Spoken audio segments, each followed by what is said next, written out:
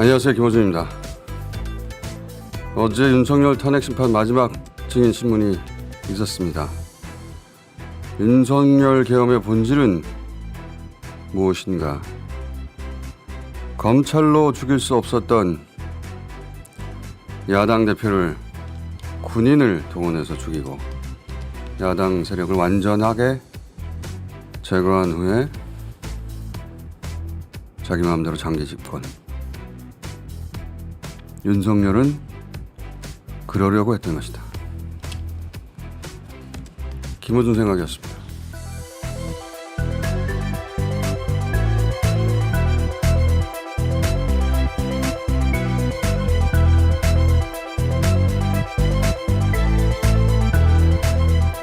겸손은 힘들다 안규령입니다. 자, 이제 남은 게 다음 주 네, 화요일입니다. 25일이요. 최종 진술밖에 없죠. 네. 예. 나머지 윤석열 측에서 신청한 증인들 다 기각했죠. 네. 근데 어제 증인 신문을 보면 헌재가 다 기각할 수밖에 없어요. 예. 한덕수, 홍정은, 조지호 전부 윤석열 측에서 부른 증인들인데 어제 신문을 보고 있으면 왜 불렀어 대체? 왜 부른 거야? 어? 그래도 마지막에는 한 방이라도 있지 않을까? 없어요. 아무것도. 한심하게 짝이 없어. 짝이.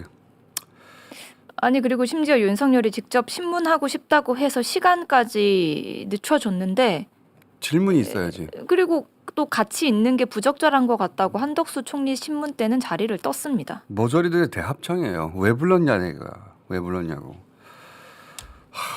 그동안 살이 나올 뻔했는데 드디어 증인신문은 어제가 마지막이어서 한덕수 전 총리부터 어제 분위기 싹 짚어보겠습니다. 예, 보시면 알겠지만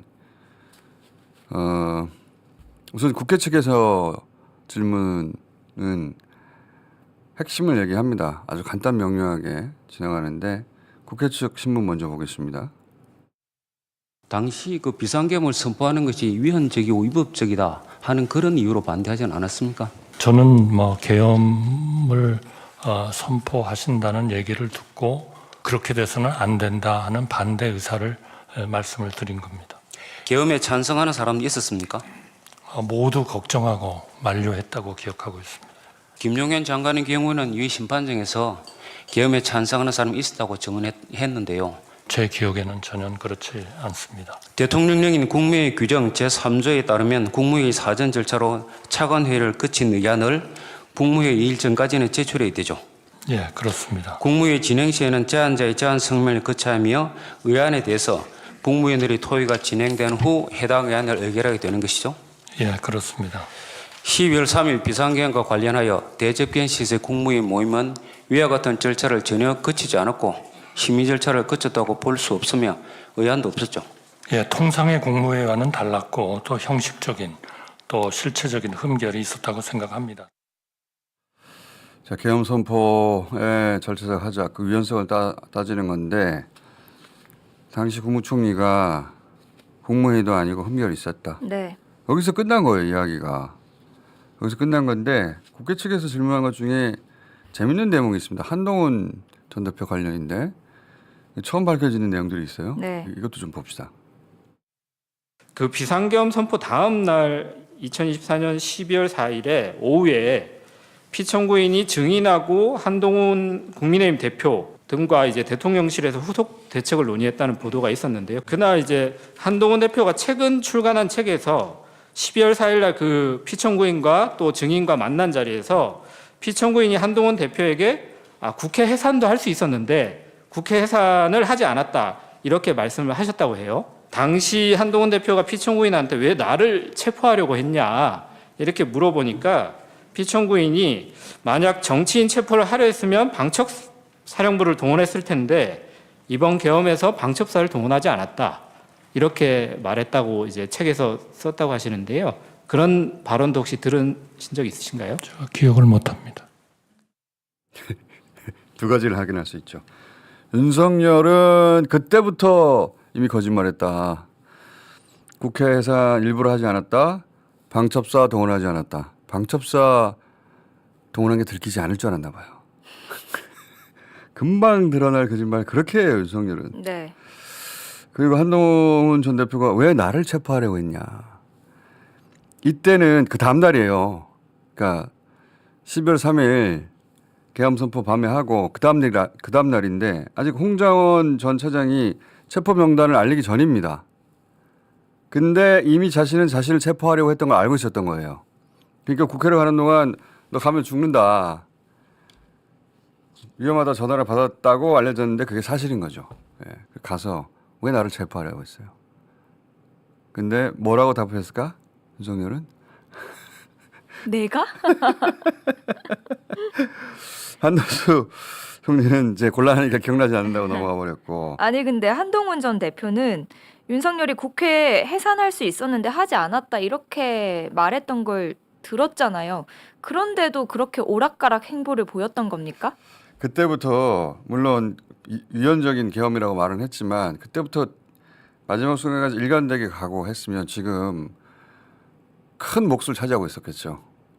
한동훈 전 대표의 역할이 분명히 있었단 말이에요. 탄핵 소추가 통과되는 데는.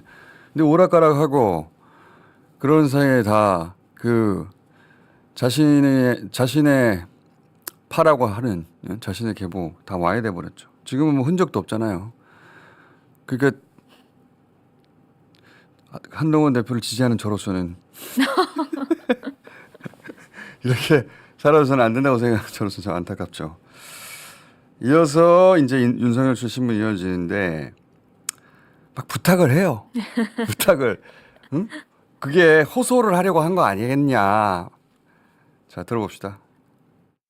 대통령의 계엄 선포 직전 국무위원들이 모인 자리에서 계엄 목적을 국가적 비상 위기를 국민에게 호소하기 위한 것이라 설명했더라면 좀 다른 입장일 수 있었습니까?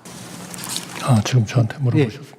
저는 뭐 그 문제에 대해서 제가 판단하고 싶지는 않습니다. 비상계엄을 선포하면서 계엄의 형식을 빌린 호소형 계엄이라는 사실을 사전에 밝힐 수는 없었던 것이죠. 답을 해주길 원하는데 뭐 예, 계속 질문하겠습니다. 원하는 대로 답을 안 해줘요.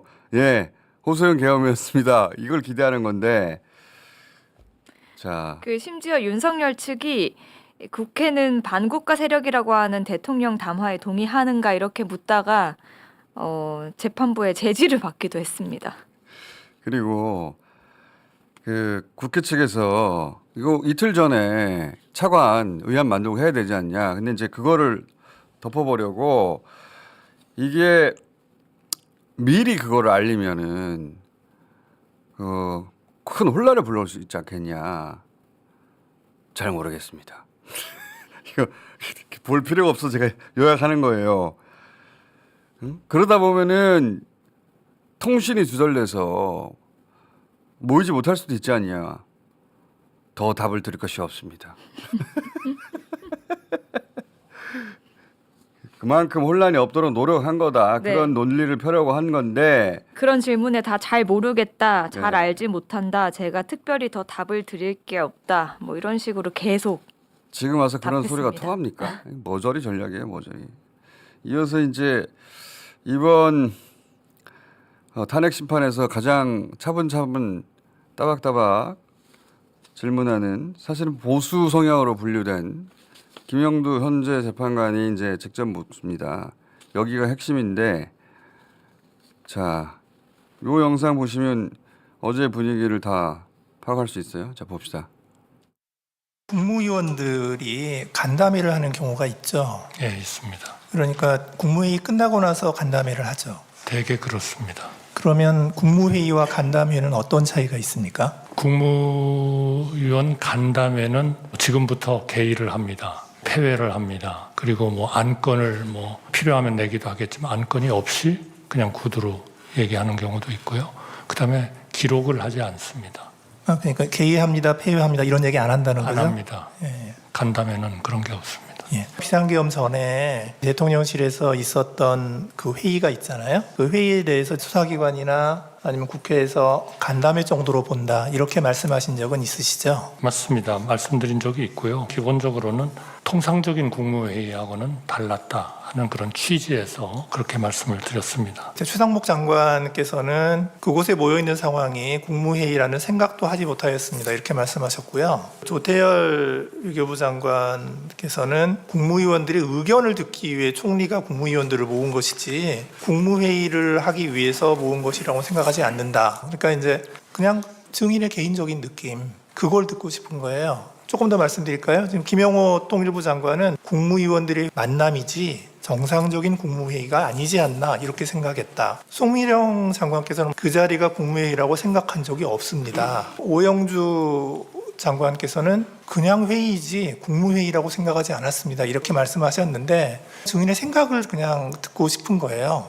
그래야 저희들이 사법적인 판단을 하죠. 저의 시각도 경우에 따라서는 간담회로 본다. 어떤 때는 국무회의가 아닌 게 맞지요. 그러면은 대개 그 물으신 분이 결국 회의 개회도 없었고 폐회도 없었고 안건에 정확한 제기도 없었고 안건에 대한 설명도 없었고 하는 그런 또 절차적인 말씀을 하시거든요. 그래서 저도 대개 그런 취지에서 말씀을 좀 한 것 같습니다. 어쨌든 통상의 국무회의가 아니라는 형식적 실체적 흠결이 있었다고 생각하는 거, 그거는 제가 하나의 팩트로서 분명하게 말씀을 드리지만 비상계엄에 대해서 처음 듣고 또 걱정과 우려를 표명도 했고 하기 때문에 통상의 국무회의와 다르다. 자, 여기서 게임은 다 끝난 거죠. 예. 뭐하러 한덕수 총리를 불러서 이렇게 확인 사살을 당합니까 스스로? 윤석열 측에서 부른 거예요.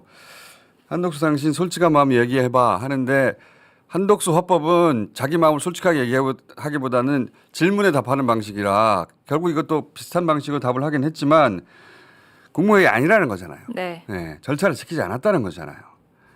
다 끝난 거예요. 뭐하러 불렀어? 뭐하러 대체? 제발 호소용 계엄이라고 말해주세요. 이 말을 하라고 부른 건데 바보 머저리들 진짜. 자, 그리고 또 홍장원 윤석열 측이 우겨서 2번 부른 거 아닙니까? 불러달라고 해가지고 홍장원 진술 신빙성을 탄핵하기 위한 걸 텐데 뭔가 한 방 있나? 없어요. 그런 건 없습니다. 아무것도 없어요. 예. 자, 홍장원 차장은 또 메모를 들고 와가지고 네, 나왔습니다. 따박따박 자세하게 얘기했는데 오히려 김영도 재판관이 이 대목은 좀 이상하지 않냐 하고 짚는 대목이 있었고 전체적으로는 윤석열 측은 본전도 못 건졌어요. 자, 항상 그래왔지만 김영도 재판관 이야기를 쭉 들어보면 다시 한번 정리가 됩니다. 김영도 재판관이 지난번 나왔을 때 못 물어본 걸 물어본 거예요. 자, 봅시다. 증인은 지금까지 피청구인을 총 몇 번 정도 만났습니까? 제가 기억하기로는 8번입니다. 언제인가요? 제가 처음으로 차장으로 취임했을 때 1차장과 2차장의 취임을 축하해 주시는 저녁을 한번 했던 기억이 나고요. 4번 정도는 원장님하고 같이 배석해서 보고 자리에 갔던 부분이 한 4번 정도 되는 것 같고 전문가 그룹의 저녁 식사를 한번 하는 자리가 있었으니까 한 6번으로 기억이 됩니다. 대통령하고 이렇게 대화가 좀 오가는 그런 식사였나요? 지금 제가 이걸 물어보는 이유가 뭐냐면 그날 대통령실에서 조태현 국정원장이 그 자리에 있었다는 거거든요. 원장을 제끼고 지금 1차장한테 전화를 했다는 게 약간 좀 이상하고요. 통화 내용 자체도 단도직입적이에요. 그냥 봤지 비상계엄 발표하는 것부터 대화가 시작됐다고 하니 그 정도 얘기할 사이가 되는 거냐고요. 그 부분에 대해서는 제가 뭐라고 답변 드려야 될지 잘 모르겠습니다. 그날 23시 30분에 정무직 회의를 하고 나서 조태현 국정원장에게 대통령께로부터 전화 받았습니다. 방첩사 지원하라고 하십니다. 뭐 이런 얘기 쭉 했잖아요. 네. 그런데 이제 그때 국정원장께서 좀 자세히 설명해봐. 뭐 이런 식으로 대화가 오갔나요? 일체 답변이 없으시고 거기에 대해서 반응하지 않으셔서 사실 좀 당황했었습니다. 그러니까 조태현 원장이 안 놀랐다는 거죠. 네. 증인의 생각은 어땠습니까? 지침이나 방향을 달라고 얘기하는데도 불구하고 그냥 자리에서 일어나시는 걸 보면서 나하고 이제 이 부분에 대해서 구체적인 부분으로 얘기하고 싶어 하지 않는구나라고 느꼈고 그런 부분에 있어서 책임을 안 지시겠다라는 부분으로 이해했습니다. 원장님 최소한의 지침과 방향은 주셔야죠 라고 했더니 조태현 원장이 화를 내듯이 자리를 박차고 일어나서 더 이상 대화가 어렵다고 생각했다. 이렇게 증인이 얘기를 했는데 네. 그렇게 기억합니다. 조금 더 자세히 설명해 줄래요? 그때 상황을. 어디부터 시작할까요? 방첩사를 지원하라고 합니다. 방첩사가 이재명, 한동훈을 잡으러 다닙니다. 라고 얘기한 다음부터 끝까지. 전화를 받았다는 부분하고 방첩사를 지원한다는 내용까지는 뭐 평이한 내용이라고 생각할 수 있는데, 방첩사가 이재명, 한동훈을 잡으러 다닌답니다. 그러면 다소 놀라시거나 거기에 대해서 특별한 관심을 표할 거라고 제가 생각했거든요. 내일 아침에 얘기하자라는 말씀이 조금 당황스러웠고요. 저는 지금 지시를 받아서 뭔가 해야 된다는 생각도 있고, 그런 부분을 원장님하고 상의하고 싶거나 아니면 보고 드려야 하는 상황에서 뭐가 딱 막힌 느낌이 들어서 뭐 아침에 얘기하기로 했는데 뭐 이렇게 말이 많아 뭐 이런 식의 반응이시지 않았나 생각합니다. 예, 알겠습니다. 예, 감사합니다. 자, 윤석열 6번 만났다. 정확하게 기억하고. 기억력이 참 좋아요, 보면. 그걸 묻는 이유가 대통령이 잘 아냐. 왜냐하면 국정원장 있는데 왜 당신한테 직접 전화했냐. 네. 이거 물을 수 있는 대목이죠. 홍 전 차장도 윤석열에게 직접 전화한 건 처음이라고 했으니까. 그런데 2번이나 그날 통화한 기록은 있고. 자, 그래서 묻는 건 당연하다고 보는데, 근데 자신은 그 이유를 모르죠. 당연히. 그건 윤석열 마음이니까.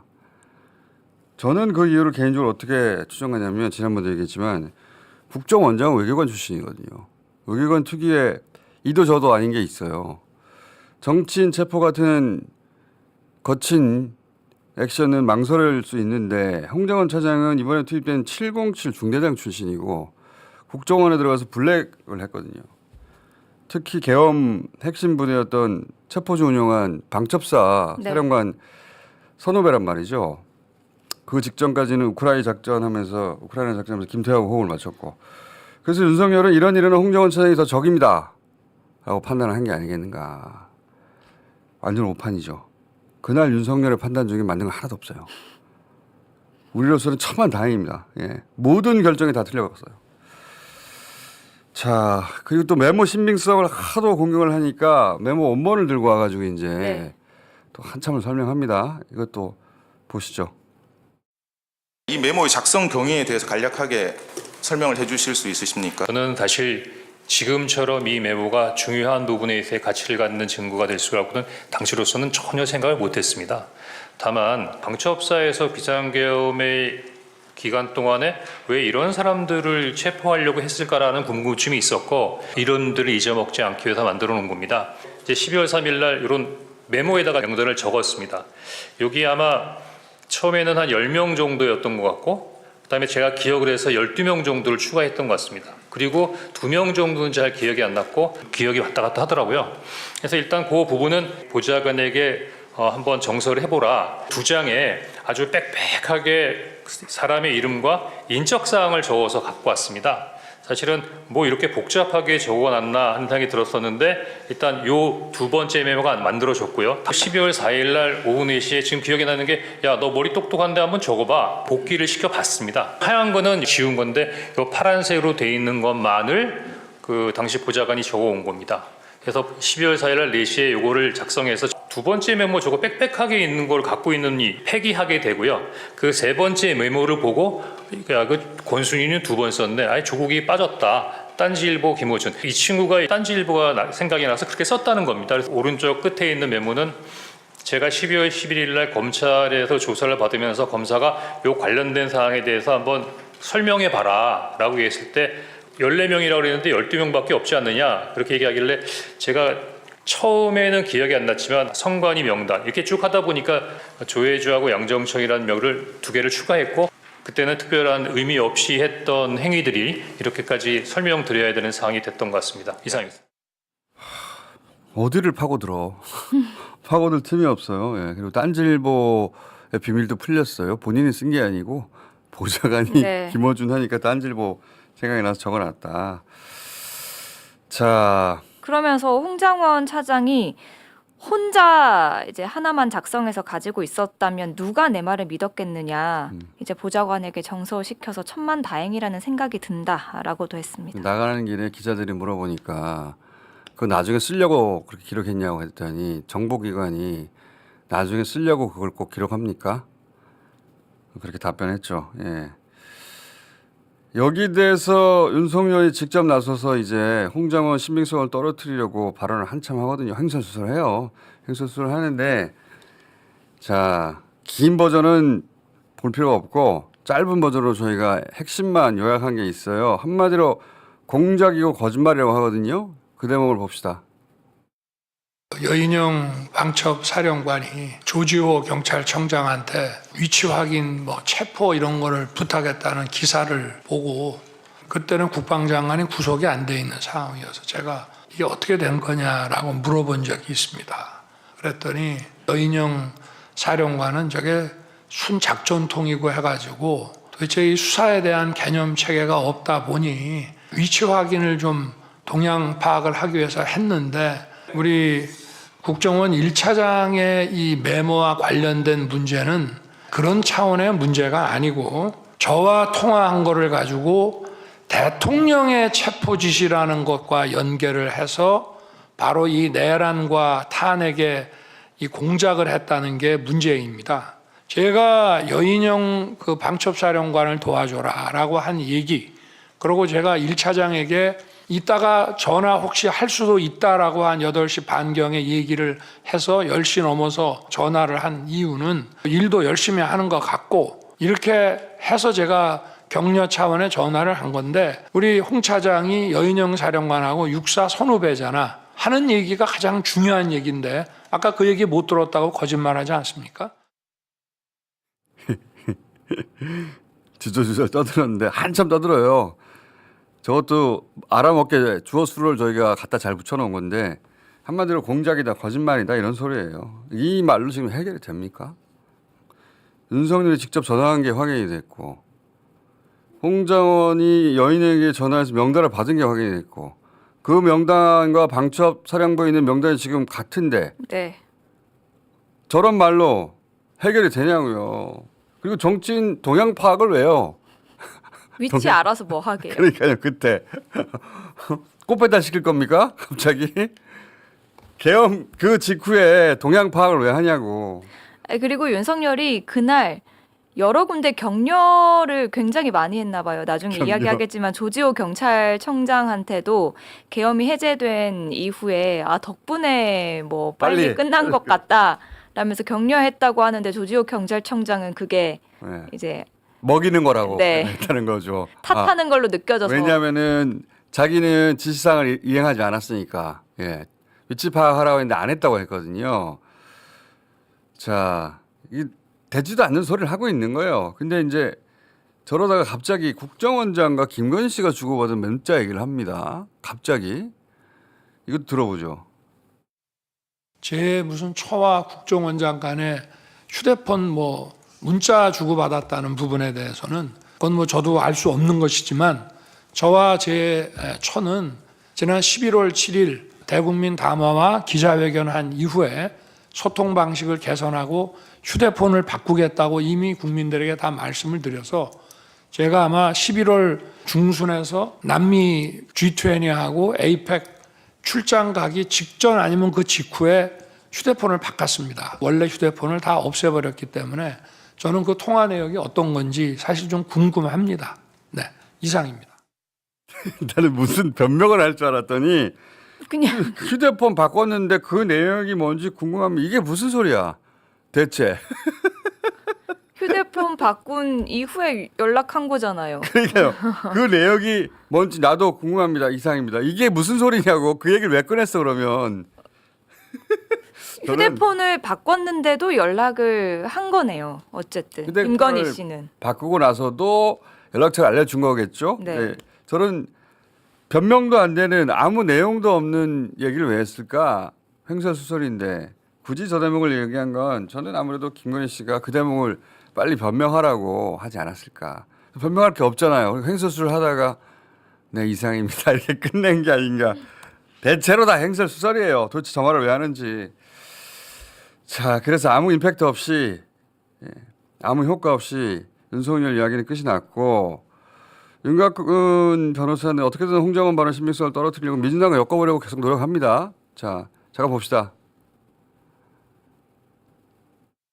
증인 박지원 의원에게 인사청탁 7번이나 한 적 없습니까? 없습니다. 증인이 직접 하지 않더라도 누구 다른 사람을 통해서 한 적은 있으십니까? 없습니다. 그럼 뭐 추궁하고 막 증거라도 들이댈 줄 알았는데 없으면 끝이에요. 겨우 저거 하려고 불렀냐고. 저거 끝이에요 진짜. 자 그리고 나는 뭐 그래 없습니다 했을 때 이건 뭐야 할 줄 알았어요.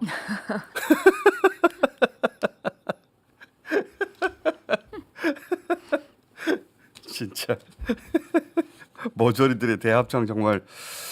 조지호 청장도 도대체 왜 불렀는지. 조지호 청장 불러가지고 국회 쪽에서는 아주 간단하게 물어요. 국회 쪽에서는 진술조서 당신 쓴 거 맞냐? 예, 들어봅시다. 검찰에서 조사 받을 때 매번 다 변호인 입회하에 조사 받으신 것은 맞습니까? 맞습니다. 예, 그리고 그때 질문에 사실대로 답변한 것은 맞아요? 이건 뭐 그 각 조서별로 제가 그렇게 다 서명 날인했습니다. 그리고 조사 받은 이후에 조서를 다 열람하고 서명 날인한 것도 맞죠? 그건 맞습니다. 조심은 여기서 일단 마치겠습니다. 국회에서는 잠깐만 물어보면 돼요. 왜냐하면 검찰 진술조서가 증거로 네. 채택됐고 거기서 6번이나 국회의원 끌어내라고 윤석열이 직접 전화했다고 진술했거든요. 근데 나와가지고 맞대잖아. 그 말이. 그러면 다 끝난 거예요. 네. 그리고 왜냐하면 조지호 경찰청장이 이제 탄핵 심판에서는 형사 재판을 받고 있다는 이유로 답변을 하지 않았습니다. 그래서 다른 사람처럼 그렇게 말을 하긴 했는데 국회에서는 다 물어볼 필요가 없죠. 네, 이제 검찰 조사에서 이야기한 게 다 조서가 맞느냐. 다 있으니까 증거 채택됐으니까 그걸 적법하게 작성한 거 맞냐? 맞다. 그럼 끝난 거예요 이야기가. 근데 윤석열 측에서는 불러놓고 도대체 왜 불렀을까 싶었거든요. 자 이거 봅시다. 선망 증상이 있지 않았냐. 자 들어봅시다. 경찰이나 검찰 조사 당시에 선망 증세가 혹시 있다던가 그런 건 없으셨습니까? 조사 시간이 뭐 적게는 1시간부터 많게는 뭐 7시간까지 이렇게 되어 있습니다만 이 사이에 계속해서 휴식을 취하면서 이렇게 했었습니다. 계엄 당시에 온갖 전화 그리고 회의 주재하시고 혼란스럽고 정신 없는 상황이었을 텐데 명확히 기억해서 진술하셨습니까? 선망 증상이 있다든지 그 정도는 아니었고. 이게 무슨 소리냐면 정신이 깜빡깜빡하지 않았냐 이 말이에요. 겨우 그 질문 하나로 이걸 뒤집을 수 있다고 생각해서 불렀어요. 그리고 끝이 나요. 아니 머저리들의 대합창이에요 진짜. 그러잖아요. 뭐 당시에 혼란스럽고 그래서 기억이 오락가락하지 않냐라고 물어봤는데 그러면 왜 홍장원 차장한테는 왜 오락가락했냐고 뭐라 합니까? 아니 그러니까 머저리들의 대합창이라고. 뭐하러 불러서 보고 있으면 대체 유리한 게 단 하나도 없어요. 단 하나도 끌어낸 게 없고. 그리고 마지막으로 다시 한번 계엄의 실패 이유 중에 하나로 저는 윤석열의 선택이 그날 모두 다 멍청했기 때문이다. 이렇게 정리하고 싶은 것이 예를 들어서 홍장원을 선택해서 지시한 것. 국가관이 보수적이지만 매우 투철했던 홍장원은 체포명단 듣고 이건 말이 안 된다고 생각해서 명단을 폭로해버렸죠. 거기서 출발한 폭로죠. 명단은. 그리고 군사령관들에게 자신이 계속 연락해가지고 직접 몇 번이나 전화하고 닥달했잖아요. 이게 군사령관들을 오히려 신경질적이고 방어적으로 만들었어요. 예를 들면 이진우 수방사령관은 자꾸 전화하니까 안 된다니까 못 들어간다니까 왜 자꾸 그러십니까? 이렇게 대꾸했다는 거잖아요. 그러니까 이진우 전 수방사령관이 윤석열이 전화해서 자꾸 국회 진입을 독촉하니까 본회의장 앞까지 사람이 너무 많다 이렇게 설명을 했는데도 질책을 해서 윤석열이 못 들어가는데 왜 자꾸 그러십니까? 이렇게 경찰청장한테도 6번 했다잖아요. 네. 그리고 그 말 듣고 안 했대잖아요. 그러니까 현장을 빨리 벗어나고 싶게 만들어버렸어요. 이 책임자들을. 그래서 실제 해제 명령 없었는데 군이 자기들끼리 철수해버렸잖아. 해제 명령 네. 없었는데. 그리고 또 저는 무슨 생각이 들었냐면 자신들이 그렇게 1년 넘게 기획한 계엄도 이렇게 다 망치는 군 통수권자인데 정말로 자기들이 기획했던 대로 전쟁으로 나봐요. 큰일 날 뻔했어. 이 멍청한 자들 때문에. 쫄딱 망할 뻔했어 우리 진짜. 그런 생각이 100만 번쯤 든 탄핵 심판이었습니다. 자, 오늘은 유시민 데이거든요. 네. 그래서 가라고요? 갈 때가 됐어 이제. 지금부터 계속 유시민 뽑아먹기 시간이 시작될 거기 때문에. 네. 자, 그런데 이제 윤석열은 희망이 있나 봅니다. 어제 이 탄핵 심판이 끝나고 25일 하루 남겨뒀잖아요. 대리인단을 통해서 윤석열이 빨리 직무 복귀를 해서 세대 통합의 힘으로 대한민국을 이끌어 가겠다. 이런 입장을 밝혔습니다. 망상은 자유니까요. 네. 그래요. 자, 나가기 전에 무슨 할 말이 있어요? 계속. 그리고 내일 토요일입니다. 내일 오후 3시 30분 안국역 1번 출구에서 더불어민주당이 주최하는 집회가 있습니다. 1시간 정도 진행된 다음에 이제 범시민대행진으로 이동해서 또 집회를 이어가게 됩니다. 내일 오후 3시 반 안국역 1번 출구입니다. 웹자부 좀 띄워주세요. 자, 알겠습니다. 잠시 후에 밥 먹을 때 봐요.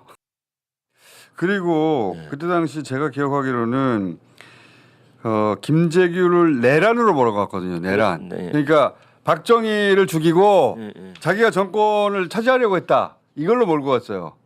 그래서 내란으로 사형이 된 거거든요. 그죠? 그러니까 지금 재판 과정도 지금 뒤에서 보안사가 결과를 정해놓고 엄청나게 빠른 속도로 진행했다. 예. 그 물증이 이번에 나왔기 때문에 재판부가 받아들인 거 아닙니까? 예, 이제 그렇죠? 이번에 녹취록이 나왔으니까.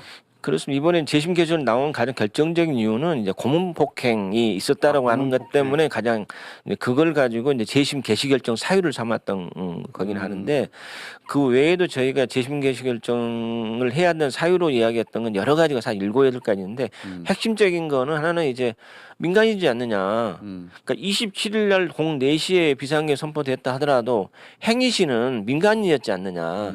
민간인은 행위한 것을 군사법원이 왜 재판을 하느냐. 이게 하나의 쟁점이었고 또 하나는 비상계엄이 지금도 뭐 난리입니다마는 내란 외란 이게 전체 사변에 이 준하는 어떤 비상 사태에 살 수 있지 않습니까? 그때 당시는 이미 대통령이 유고인 상태인 거지 전체 사변이 아니었거든요.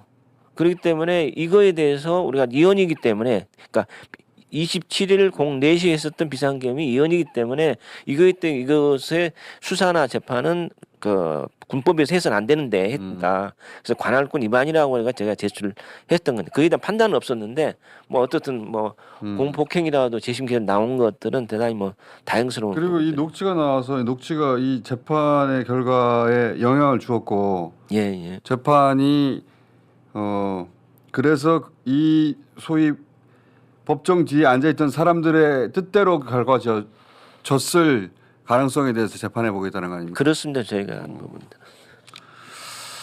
야, 이게 받아들여지는구나. 깜짝 놀라셨겠어요? 받아들여져가지고. 네, 굉장히 기쁘기도 합니다. 네. 그럼 언제부터 다시 이제 시작되는 겁니까? 이 재심은? 이거는 이제 아직 뭐 기뻐할 때는 아닌 것 같고요. 솔직히 이제 재판 시작되는 단계입니다. 그러니까 다시 말해서 이제 그 재심 개시 결정이 내려졌을 뿐인 거고 이제 본안 재판을 하게 되는 거죠. 그래서 일반 형사 재판과 동일한 절차에서 증인신문 절차가 거쳐지고 또 그래서 이제 변론기 공판기를 통해 가지고 이제 서로 주장 다툼을 할 건데 앞서 말씀하셨던 것처럼 가장 핵심적인 것은 내란이 있었는가. 그리고 그러니까 거기에 중요한 부분들이 이 살인의 동기가 있었는가. 그리고 이런 내란에 관련된 그 부하 직원들과의 공모 사실이 있었는가. 뭐 이런 부분들이 향후에 다퉈질 지점들인 것 같습니다. 근데 더 슬픈 게 뭐냐면 정족수가 안 되는 동안에도 뭔가 좀 얘기는 했었나 봐요. 그렇겠죠. 근데 그 회의를 그때만큼이나 열심히 토론을 한 국무회의가 이전엔 없었다는 거예요. 이상민 수석이 말도 안 되는 소리를 그러니까 하고 제 얘기는 무슨 얘기냐면 얼마나 국무회의가 형식적이었는지 그동안 윤석열 정부가 얼마나 국무회의를 대충 개판으로 했는지 알 수 있다는 거예요. 그다음에 이 사람들 전법이 뭐냐? 서명과 부서를 헷갈리게 만드는 거예요. 그러니까 출석부에다가 OX 체크하는 거 내지는 너 출석한 거 여기 오라고 하겠습니다. 사인하세요. 라고 하는 거는 출석 여부를 그렇죠. 판단하는 겁니다. 부서는 공법 행위예요. 이 계엄령 선포에 나도 같이 동의하고 정치적 그 공적 책임을 지겠습니다. 심지어 그 계엄령 선포는 모든 국무위원이 부서하게 돼 있어요. 법제처 해석이 법제처 그렇게- 해석에 따라. 네. 근데 중요하니까. 네, 근데 출석 체크와 공법적 책임을 진다는 부서를 일부러 혼동시키고 있는 거예요. 그게 이상민의 전략이었죠. 네. 그다음에 윤석열도 그걸 뭐 나중에 사인해도 되죠. 무슨 계엄령 선포 전에 부서를 다 해야 공법적 책임이 있는 거지. 출석 체크는 나중에 할 수 있다 쳐. 계엄령을 선포해놓고 나중에 부서한다는 게 말이 돼요, 그게? 그러니까 일부러 출석 체크랑 부서를 헷갈리게 만드는 거예요, 사람들이. 그쪽 사람들이. 법제처가 이 말씀하신 대로 굉장히 이건 중대한 행위라고 보고 전원이 부서를 해야 된다고 해석을 하고 있거든요. 근데 그 행위 자체가 아예 없었던 거죠. 그거를 요구했는데 아무도 안 했다는 거잖아요, 또 그날. 근데 뭐 얘기를 들어보면 부서를 요구한 건지 아니면 출석 체크에 사인하라고 한 건지도 헷갈려요. 그건 맞아요. 그거는 어쨌든 뭐든지 사인하라고 했더니 아무도 안 했다는 거예요. 이거는 큰일 날 일이라고 생각해서 출석 체크에도 사인 안 했어 보니까. 보니까 사람들이 이게 역행 아니 큰일 그 난다, 정도면 진짜 직을 걸고 막았어야죠. 막았어야죠. 사인도 못할 정도면. 자기는 공법적 책임은 공적 책임 하나도 안 지겠다라고 하면서 가서 일을 해. 회의를 소집하고 막. 그러니까요. 그래서 국무회의가 아니었다고 다들 얘기하는데 그날 참석했던 사람들은 이상민은 국무회의였다라고 지금 주장하고 있는 것이고 쪽지 관련해서는 이미 말씀드렸고 이 단전단수를 지시한 것이 확인되면 그럼 구속되는 거 아닙니까? 이거는 뭐 주요 임무 종사죠. 그렇죠. 네, 주요 임무 종사. 구속 대상이 될 것 같고 최상목 대행이 만약에 그때 예산 국회 예산을 없애버리고 그리고 비상입법기구 관련한 조치 사항을 취했어요. 그럼 역시 마찬가지로 주요 종사자가 되는 거 아니에요? 맞습니다. 그러니까 이게 너무 큰 벌이기 때문에 내라는 아마 그날 회의했던 사람 모두가 입을 다 닫아버릴 것 같아요. 네, 그러니까 관련 회의를. 그래서 초기에 그 했던 이야기들 오염되기 전에 했던 그 저 보건복지부 장관이나 그 중소벤처기업부 장관이나 이런 사람들은 초기에 오염되지 않은 발언들을 했었거든요. 그 사람들은 그게 중요합니다. 쪽지가 없었나 봐요.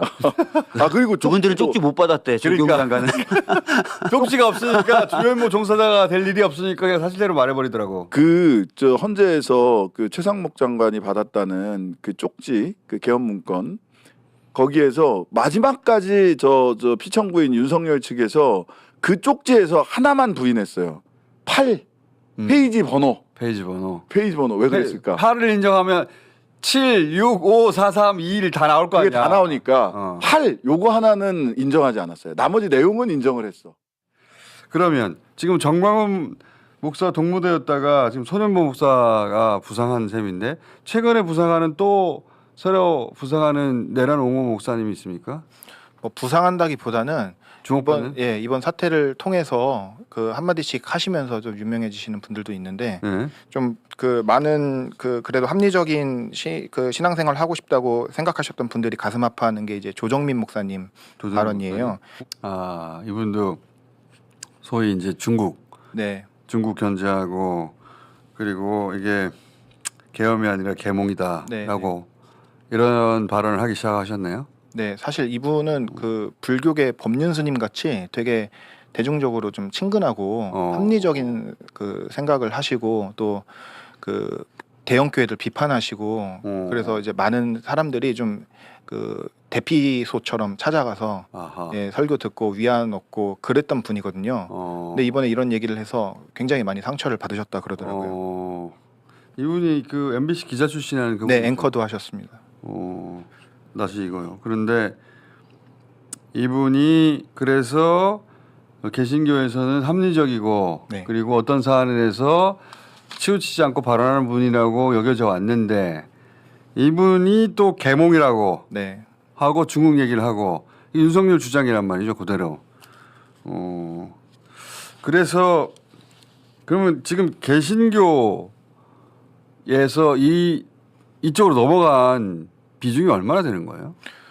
뭐 넘어갔다고 이렇게 비중을 저희가 뭐 수치할 수는 없지만, 근데 기본적으로 목사님들이 보수적인 성향이 좀 큰 교회 목사님들은 있는 거는 맞아요. 네, 극우까지 가지는 않더라도 기본적으로 그 보수 성향이고 예를 들어서 뭐 장로 대통령 나오면 좋아하시고 뭐 그런 분들이 많기는 한데 이번에는 원래 그래서 좀 조금만 첨예한 얘기가 나오면 뭐 기도해라. 하나님은 왼쪽도 아니고 오른쪽도 아니고 뭐 교인들이 교회에서 정치 얘기하지 마라. 뭐 판단하지 마라. 뭐 이런 얘기를 하셨는데 요새 이제 조금씩 그 동화되고 있는 것 같다는 생각이 좀 들어요. 그러니까 그게 극우 진영에서 자꾸 이제 데리고 오려고 하는 얘기 중에 아까 이제 말했던 반동성애, 동성애 반대해야 되고 기독교 대안학교 세워야 되고 뭐 진화론 가르치면 안 되고 창조가 가르쳐야 되고 이런 얘기가 이제 보수계 목사님들과 접점이 되니까 자꾸 하나둘씩 이렇게 좀 넘어가고 계시는 것 같습니다. 그 구구 쪽에서 개신교가 오랫동안 이슈로 삼아왔던 걸 고리로 해가지고 네.